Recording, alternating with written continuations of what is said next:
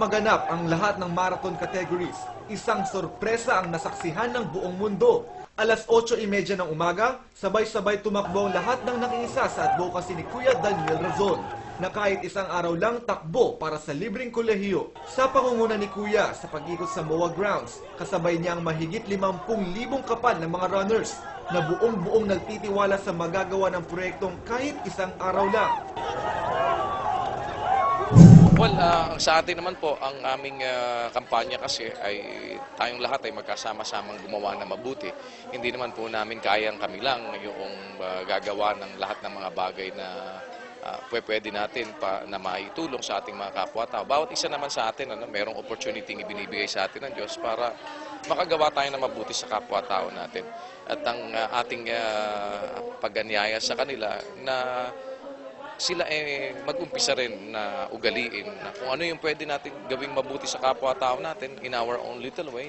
Kahit hindi po dun sa project ng isang araw lang o kahit hindi sa ating mga proyekto, kahit sa sarili nila, kahit na saan, sa malayo, kahit na basta't kahit nag-iisa lang sila, kung meron silang nakitang pagkakataon na makagawa ng mabuti naman sa iba, o may makasalubong sila, o meron silang mga nakitang pwedeng tulungan, ang atin lahat ng pagkakataon na meron tayo, let's grab the opportunity to do good.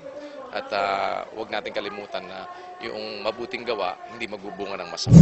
Sa bawat paghakbang, sa bawat pagtakbo, sa bawat butil ng pawis, isang kinabukasan ang katumbas nito na muling magbibigay ng pag-asa sa isang kabataang walang kakayahang magbayad ng pangmatrikula. Asahan na patuloy ang adhikain ng kahit isang araw lang sa paghikayat sa mga tao na gumawa ng mabuti sa bawat araw ng kanilang buhay. Makakaasa po kayo na yung mga nakakasama natin, yan ho, hindi nag-a-addict ang mga yan.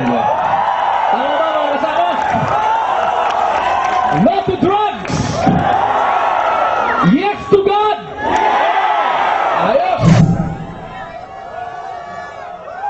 Graham T. para sa UNTV News Worldwide at ito ang balita.